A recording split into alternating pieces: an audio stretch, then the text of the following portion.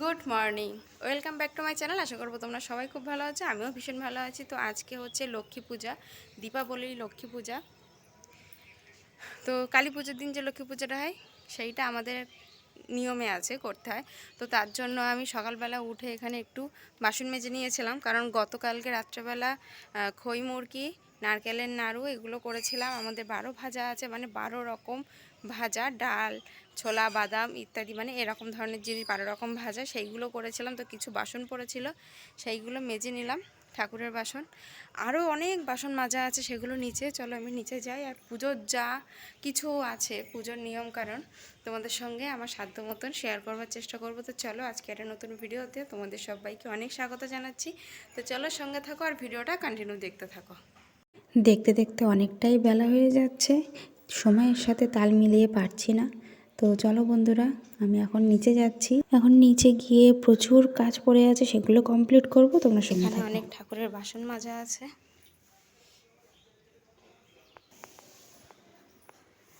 এখনও ঠাকুরের ঘর পরিষ্কার করতে বাকি আছে। ঠাকুরের ঘর থেকে সব বার করে ঠাকুরের সিংহাসনটা ধুয়ে আবার নতুন করে পাততে হবে।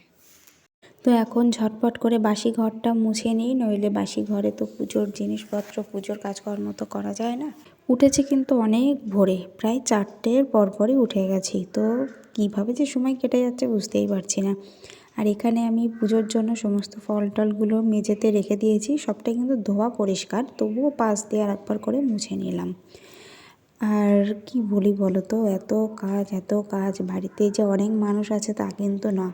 আমার ছোট মেয়ে প্রচণ্ড চঞ্চল, দুরান্ত, ভীষণ ছটফটে। ওকে সামলাতে গেলে দুটো মানুষের দরকার।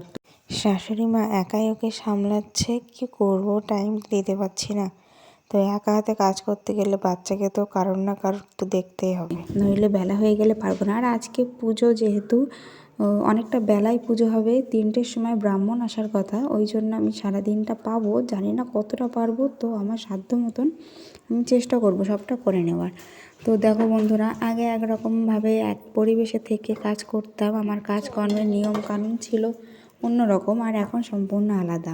আমি নিজে যখন কাজ করি সত্যি অবাক হয়ে যাই। তো চলো বন্ধুরা, ঝাড়া হাত পায়ে কাজ করা আর এই সংসার মেয়ে সামলিয়ে কাজ করা সম্পূর্ণ আলাদা। বাচ্চা, দাদু ঠাম্মা, আত্মীয় স্বজন সবার কাছে যতই থাকুক না কেন, তবুও মায়ের জায়গা কিন্তু সম্পূর্ণ আলাদা। তাদের একটা আলাদা, মানে মায়েদের একটা আলাদা চিন্তা থাকে।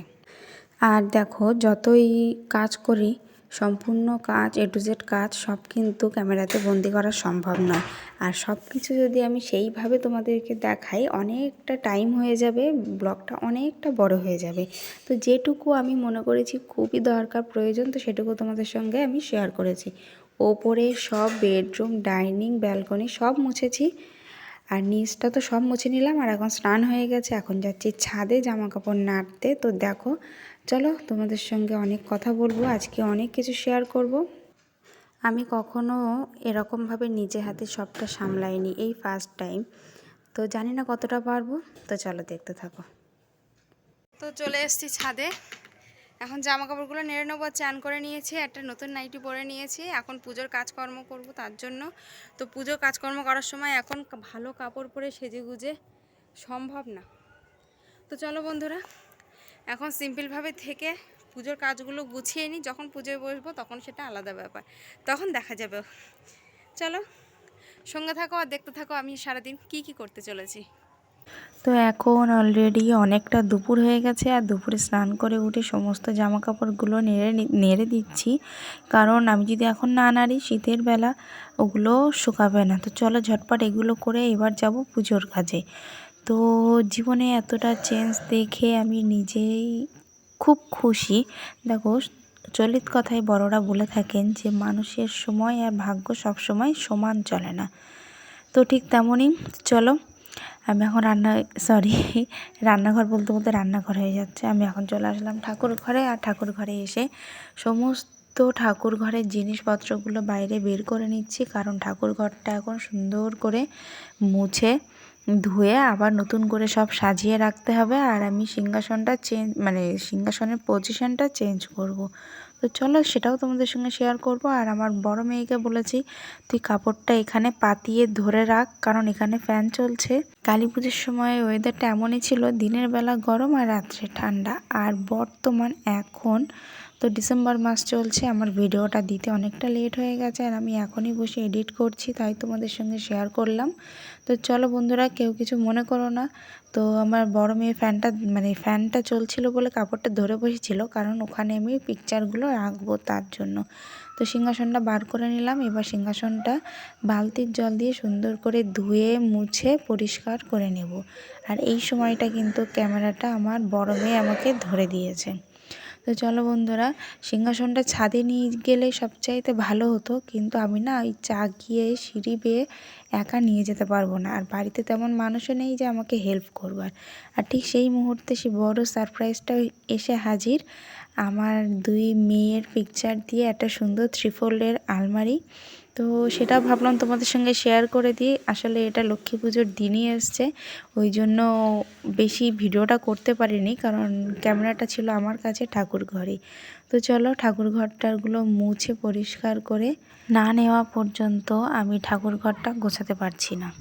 আয়োজনটা ছোট হলেও খাটনিটা কিন্তু অনেকটাই বড়। তো একা হাতে সবটা গুছিয়ে সত্যি খুব ভালো লাগছে, একটা অন্যরকম অভিজ্ঞতা হলো। তো চলো বন্ধু, বড় মেয়ে চন্দন বাটছে আর আমি এখন পুজোর সব কিছু গোছাবো, দেখো। তো চলো একেবারে সব কিছু রেডি করে তোমাদেরকে দেখিয়ে দেবো। তো চলো বন্ধুরা, সঙ্গে থাকো। তো এখন পুজোর আয়োজনের জন্য আমরা সবাই প্রস্তুতি নিচ্ছি। এখানে সমস্ত জিনিসগুলো বাইরে বের করা আছে। আর পুজোর ভোগের জন্য আমি এখানে লুচি আর সুজি বানাতে বসে পড়েছি। তো একা হাতে বেলা শেখাতে একটু তো সময় লাগবেই। আর আমার সবচাইতে বেশি টাইম লেগেছিল এই লুচি আর সুজি বানাতে।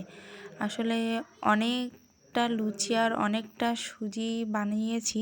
আসলে কি বলতো, ফার্স্ট টাইম সবটা একা হাতে সামলাচ্ছি, তো ওই জন্য একটু বেশি ভয় লাগছিল।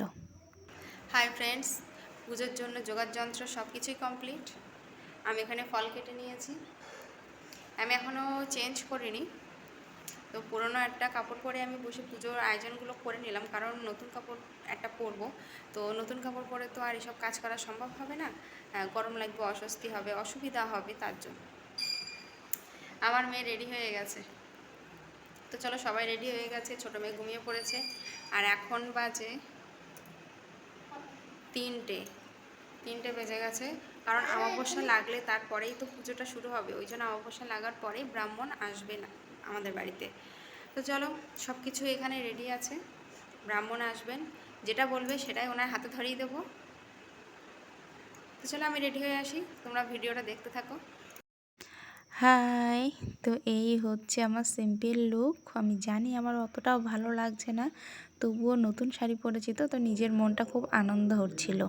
তো চলো বন্ধুরা, এবার পুজোয় বসবো। এখনও ব্রাহ্মণ আসেনি। তো এই দেখো, আমি আবার রান্নাঘর, ঠাকুর ঘরে আমি সমস্ত সব কিছু গুছিয়ে নিয়েছি, খুব সুন্দর লাগছে। তো চলো ভালো করে দেখে নাও।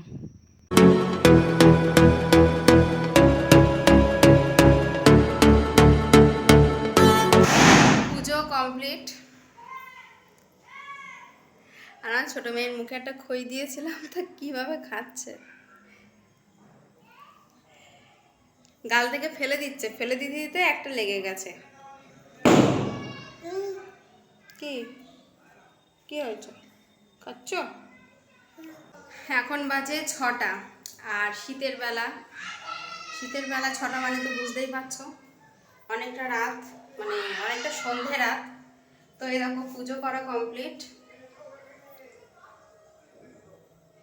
তো আজকের ভিডিওটা তোমাদের কেমন লাগলো প্লিজ কমেন্টে জানিও। আর বাইরে আমার বড় মেয়ে আর ওর দাদু দুজনে বাজি ফাটাচ্ছে, পাশে আসে অনেক লোকই আছে সেখানে, যার মতন বাজি ফাটাচ্ছে। তো চলো, এখন আমি সন্ধ্যেবেলায় পাঁচালি পরবো। পাঁচালিটা পরে নিই। পাঁচালি মানে পুজো করে উঠতে উঠতে বিকেল 5টা 5:30 বেজে গেছিলো, ওই জন্য পাঁচালিটা তখন পড়ি না, একটু পরে তো সন্ধে হয়ে গেছে। তো এখনই পাঁচালিটা পরবো। তার মধ্যে প্রসাদ নিতে এসেছিলো বলে আমি পাঁচালিটা পড়তে পারিনি। চলো বন্ধুরা, তো চলো বাকিটা কমপ্লিট করে নিই, পরে আসবো। শুভ সন্ধ্যা বন্ধুরা, সন্ধ্যাবেলায় পাঁচালি পড়তে বসে পড়লাম। পুজোটা হয়েছিল যেহেতু বিকালবেলা, তো তখন সময় পাইনি, এখন বসে পড়েছি সন্ধ্যাবেলা সুন্দরভাবে পাঁচালি পড়তে। তো চলো বন্ধুরা, এখানেই ভিডিওটা সমাপ্ত করছি। দেখা হবে আবার পরের ভিডিওতে। তোমরা সবাই খুব ভালো থাকবে, সুস্থ থাকবে।